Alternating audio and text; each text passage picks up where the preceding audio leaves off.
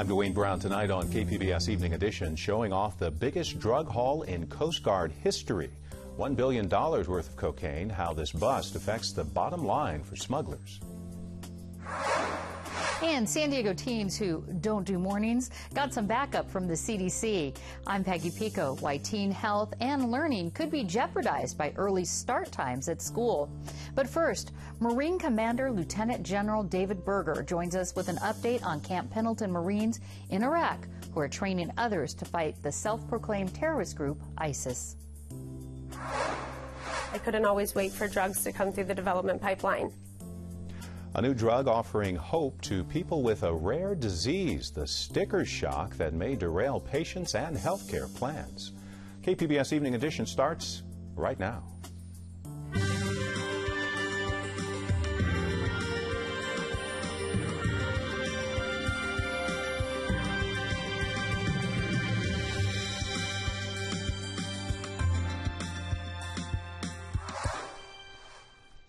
Hi, good evening. Thanks for joining us. Moving forward today, San Diego's pursuit for a new Chargers stadium.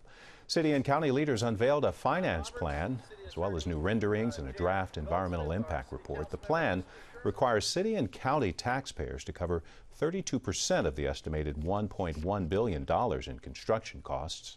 The Chargers would be on the hook for the remaining costs and operating expenses.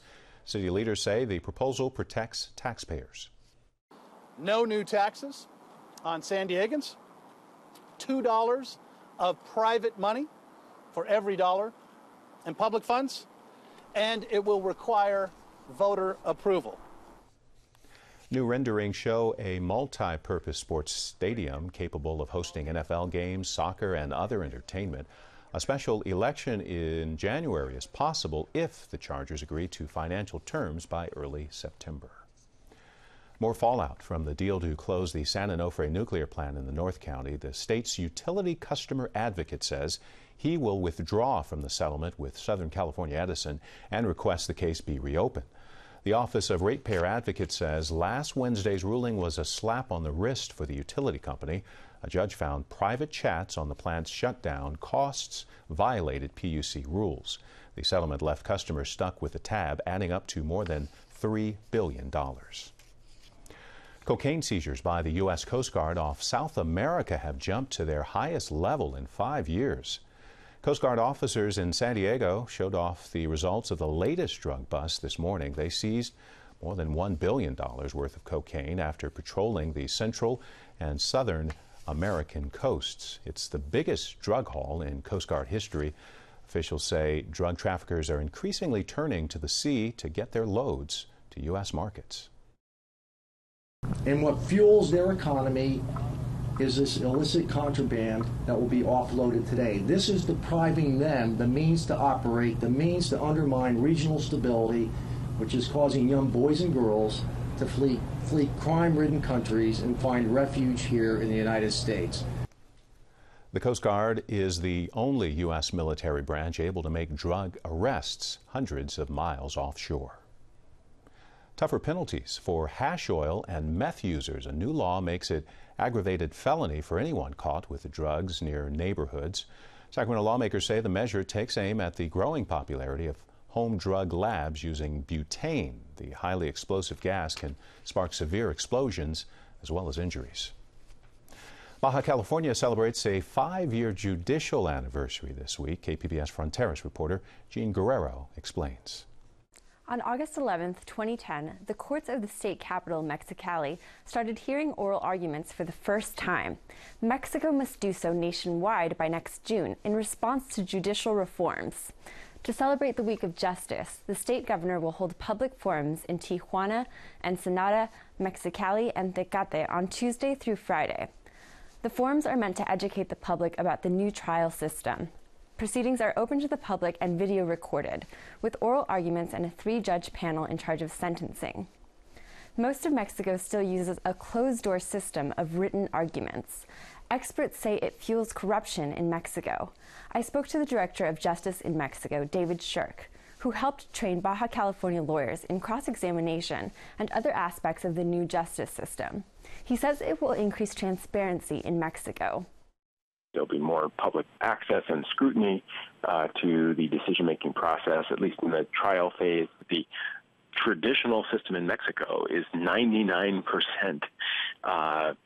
prone to impunity. He says only 1 in every 4 crimes is reported to the police because of a lack of confidence in the system. The Week of Justice celebration will be in Tijuana on Thursday. Jean Guerrero, KPBS News. Pushing for immigration reform in California, Governor Jerry Brown signed 3 measures today to help immigrants. One measure removes the word alien from the state's labor code. Lawmakers say it was a derogatory description for those who were not born in the U.S. Another measure allows high school students who are legal permanent residents to serve as poll workers. Another bill bans the consideration of a child's immigration status in civil lawsuits.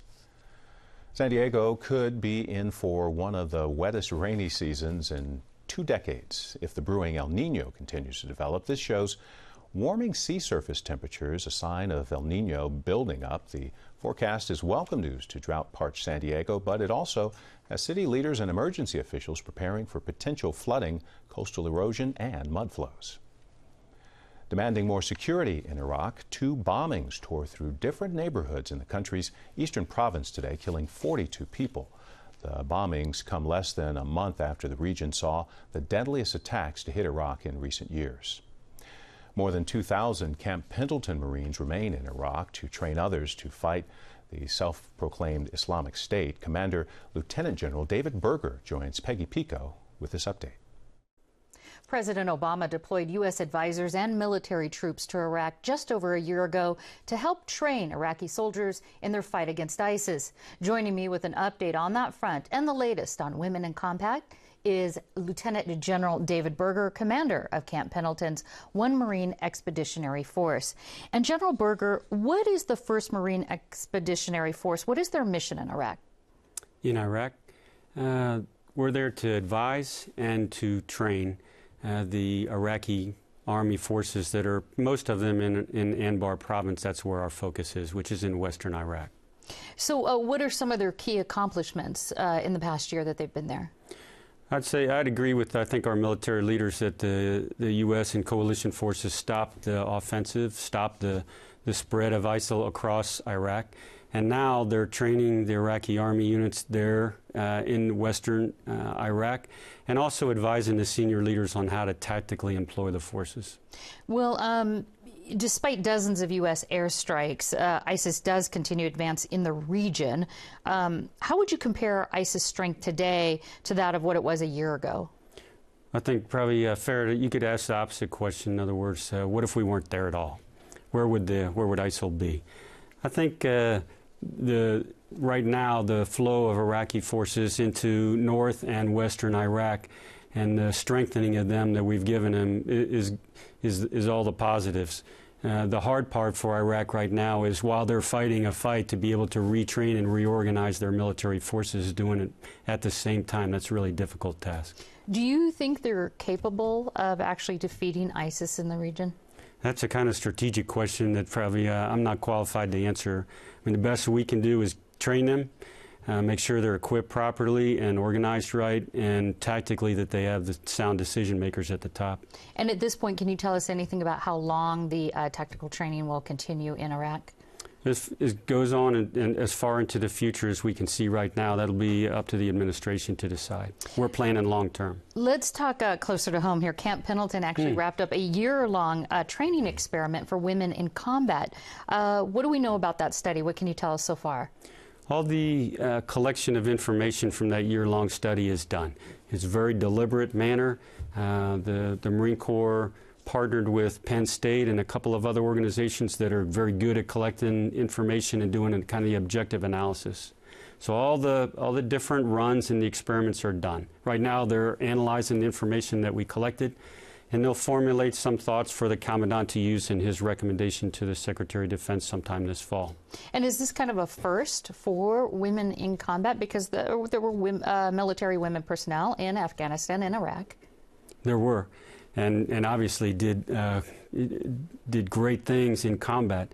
What we needed to find this time was, though, in terms of readiness and capabilities-wise, the physical differences between men and women and the tasks that we have to do.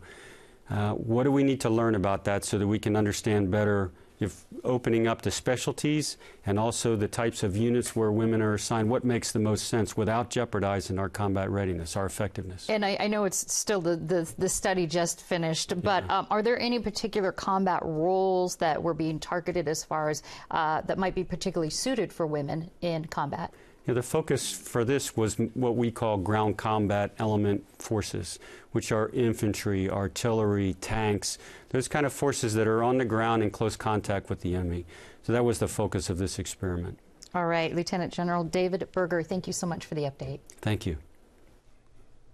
President Obama is dismissing critics of the Iran nuclear deal, asking what's their alternative. In an interview with NPR, Obama said rejecting the deal could lead to more nuclear buildup in the Middle East. If we don't want to see a nuclear arms race, if we're seeing Iran getting closer and closer to breakout capacity, and we have, before the entire world, rejected what every serious nuclear expert who looks at this says is a serious deal to constrain their nuclear program, then in fact, that leaves one option, and that is some form of military strike. That may be the preference of some who are on the other side of this debate. But I think the one thing that we should have learned from over a decade now of war in the Middle East is that even limited military actions end up carrying with them great costs and unintended consequences. We have video of the interview and a transcript online at kpbs.org. NPR will broadcast that interview during Morning Edition tomorrow and on Wednesday. Spelling out success for Google, the Silicon Valley tech giant announced it is changing its operating structure and will operate under a new parent company called Alphabet. Google co-founder Larry Page says in a blog post today the new structure will give more independence to many of its projects. Alphabet will oversee Google and YouTube, along with new businesses like Google Fiber and Nest.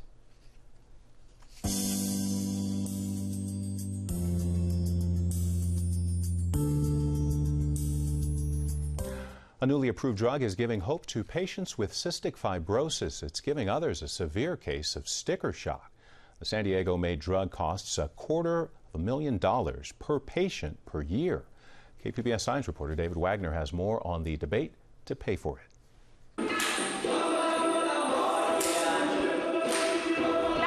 Kaylin Ellsbury looks like a perfectly healthy Zumba instructor. She leads everyone through this Latin dance-inspired workout without missing a beat. But the truth is, Ellsbury is sick. She has cystic fibrosis. The disease causes mucus to build up in her lungs, making her prone to infections that leave her hospitalized every few weeks. Essentially, I'm spending half my life in the hospital because the mucus secretions in my lungs are so thick and it's just covered in bacteria. Average lifespan for cystic fibrosis patients is just 41 years. There have been times when Ellsbury didn't think she'd make it through her 20s. But today, at 27, Ellsbury leads an active life despite her disease. She's now a fitness instructor and a personal trainer. I couldn't always wait for drugs to come through the development pipeline. But what I could do is I could get my body in the best shape possible. And it would hurt. It would be very grueling. I would get a lot of stares. But I knew that I had to walk into a gym and change my life, or my life was going to end very soon. Ellsbury says she could lead an even more active life if she could get on a new drug called Orkambi. The FDA approved it last month to treat the most common genetic form of cystic fibrosis. Ellsbury knows Orkambi is not a cure, but she hopes the drug could help her spend more of her life outside the hospital. Instead of being on IVs or in the hospital every 2 months, maybe I can have 3 months. And if I could have 3 months and I continue to be fit and I continue to do all the right things day in, day out, maybe one day I can go 4 months without a hospitalization. She says with that kind of time, she could take a trip abroad, set new weightlifting goals, and take on more personal training clients. So that's what the drug means to me, is what can I do in 4 months that I couldn't do in 2? Orkambi is made by Vertex Pharmaceuticals. They're based in Boston, but research on the drug was done at this Vertex site in San Diego. Across town, there's another cystic fibrosis researcher who's been studying the disease for decades. I asked him what he thinks of this new drug. It's incredibly, astoundingly expensive. And I think it's too expensive. Orkambi costs $259,000 for each patient each year, a price Quentin calls outrageous. In the early 80s, Quentin helped identify basic cellular defects in cystic fibrosis. Vertex built on these and other early discoveries to develop Orkambi. Quentin is glad they did, but he says they're now charging too much for it. I think a number of us feel a little bit betrayed. Quentin doesn't just study cystic fibrosis, he has cystic fibrosis. For the past few years, he's been on a different Vertex drug called Kalydeco. It targets a less common form of the disease, and it costs even more than Orkambi. This is the drug. Right? Each of these little pills costs over $400. For Kalydeco, this is about $5,600 in this little tablet. Quentin says soaring drug prices are not unique to cystic fibrosis. Lots of new drugs targeting small patient populations have been coming out lately with six-figure price tags. How can we sustain paying these kinds of costs for drugs if we are trying to develop a healthcare medical system that is efficient and takes care of us well?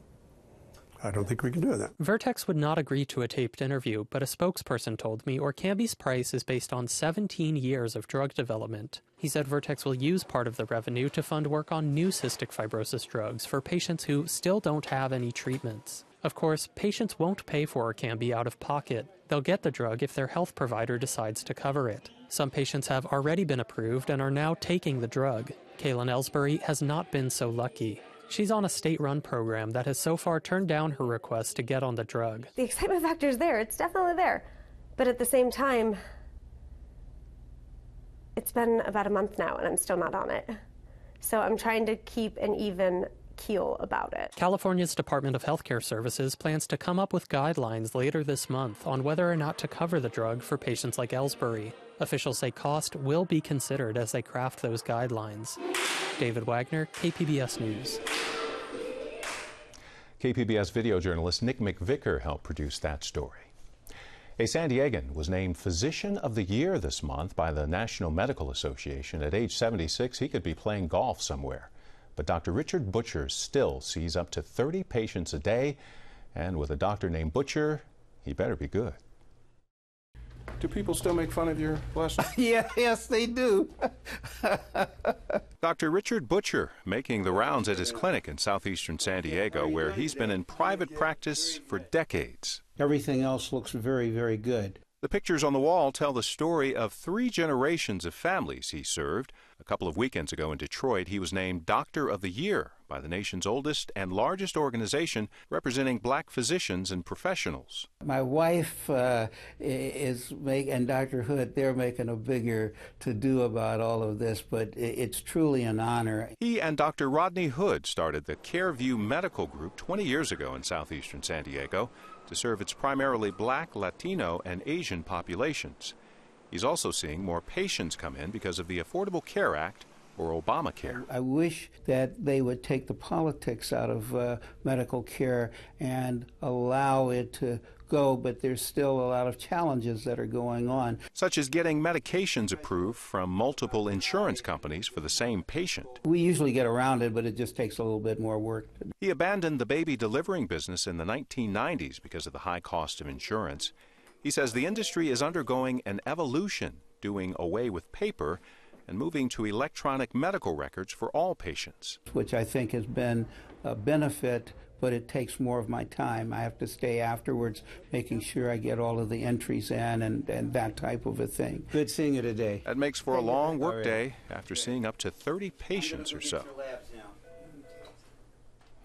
We will follow up with Dr. Butcher tomorrow about the disparities in treatment between white patients and minorities and why the problem has gotten worse, not better. The benefits of a good night's sleep for teenagers. A new CDC report shows San Diego teens and others across the nation are not getting enough of it. You can blame it on what time the first bell rings for class. Peggy Pico looks at the problem and possible solutions. The Centers for Disease Control and Prevention study finds fewer than 1 in 5 middle and high school students start at 8:30 a.m., the recommended start time from the American Academy of Pediatrics. Here with why lack of sleep is a special problem for teens and the impact of early school days are my guests, Dr. Rakesh Bhattacharjee, Pediatric Sleep Director at UC San Diego Sleep Center, and Jessica McCreary with San Diego County's Office of Education. And Jessica, 7:30 in the morning, I understand, is the average start time here in San Diego for middle and high school students in our county here. What determines the start time at local schools? It's a variety of factors. There are a lot of things that will affect the master schedule in a school, particularly in high schools. We tend to see that the athletics might govern a little bit about the schedule time because there are games and practices that happen after school, and so then an earlier start time is needed so that way kids can dismiss at a reasonable time to then participate in not only athletics but the other extracurricular activities. And what about middle schools? Is that a bus situation? It can be. Transportation that is provided by the district needs to coordinate their transportation services with other schools in the district, and so it's hard to have everybody start at the exact same time, and that might govern what time you have to either start or dismiss. Well, Dr. Bhattacharjee, why do teens in particular need 8 or 9 hours of sleep? Well, there's a lot of factors that are unique to adolescence, including learning, education, physical activity, growth. Often there's a confusion that adolescents are adults. They're not adults. There's a lot of impact that they're going through. There's puberty. So from all the evidence that we've understood about children and their sleep habits, we estimate that about 8 hours to 9 hours of sleep is what's recommended for a teen. And when they don't get that sleep, I'll start with you and come to you. So what sort of manifestations can you see, particularly in the classroom, do you think? This is a great question. We're learning a lot about the impact of sleep restriction or not getting enough sleep on teenagers. Certainly, it's impacting their abilities at school. They're not learning as well. They're not performing as well. They're not getting their homework done on proper time. But it can also impact their physical health as well. And that's something that's very new to the scientific community. What we're seeing is a lot of children have physical health issues, including obesity, that can impact how a child functions. Collectively, all of this can impact their quality of life, and they're less motivated. It can also, if you don't get enough sleep, these kids can also become depressed, in fact. Well, what about, Jessica, in the classroom? What do the teachers say that they see, how this manifests if kids come in kind of tired?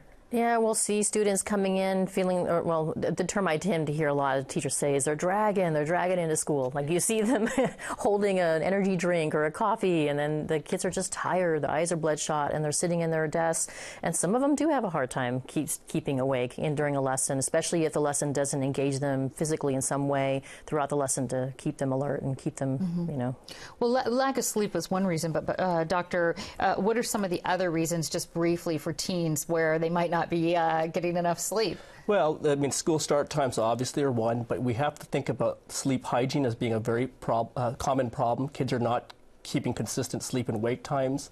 Teenagers are also seeing a lot of screen time at nighttime, and that helps them stay awake. These screens actually emit blue light, which can actually suppress their natural sleep drive. There are social factors that are coming into play. There's also other aspects of hygiene, which include caffeine drinking, that can also interfere with when a kid gets to sleep and stay asleep. So taking that all into account, Jessica, is there anything that the teachers do to sort of adapt to sleepy, possibly grumpy students? Yes, they do. There are teachers who will incorporate strategies into their instruction that get kids talking to each other, get them up and moving around the room while they're learning, maybe even walk while they're reading a little piece of text, engaging in a collaborative project with each other, and getting kids actively, literally physically actively involved in their work can help. That'll keep them away. Is there anything, Jessica, that the schools can do or anyone can do to change these start times and make them a little bit later? It can be done. It's a systemic issue to deal with. There's a lot of coordination of services that need to be handled, but it can be done. Lots of communication with the community, the parents, the students themselves, and the teachers to understand why this is so important to allow kids to have more sleep time. You can also tamper with master schedules and different ways of providing the same activities in the school setting to accommodate. All right. Well, we are out of time, so I want to let folks know there's links to this report on our website, kpbs.org. Dr. Bhattacharjee and Jessica McCreary, thank you so much. Thank you. Thank you. An NFL giant is gone. Frank Gifford died over the weekend. He helped win an NFL championship with the New York Giants. He became a prolific sports broadcaster on Monday Night Football. He earned a spot in the Pro Football Hall of Fame. Gifford stayed in the spotlight through his marriage to talk show host Kathy Lee Gifford. Frank Gifford was 84. Remembering the end of World War II, veterans and their families met in Balboa Park to commemorate the 70th anniversary. Keep the Spirit of 45 ceremony was the first of several events planned this week to honor those who served. Nearly 200 World War II veterans, many of them now in their 90s, attended the patriotic ceremony Sunday. Bill Ridenour was in the Bay of Tokyo in August 1945 when he learned the war was over. I've never felt that way before. It was just a victory, and it just like it was the best day of my life. It was like the last hurrah that I felt. That I was so honored and wonderful to hear the good news. The veterans will be honored again on Saturday night on the flight deck of the USS Midway. Staying dry and gradually getting warmer in San Diego with another slight chance of some showers. We'll see the morning overcast along the coast, temperatures in the 70s and 80s by afternoon, a mix of sun and clouds for the inland valleys, 80s, 90s there. 80s for the mountains as well, and a chance for some showers and lightning in the desert by Wednesday with triple-digit temperatures. You can find tonight's stories on our website, kpbs.org/evening edition. Thanks for joining us. You have a great night.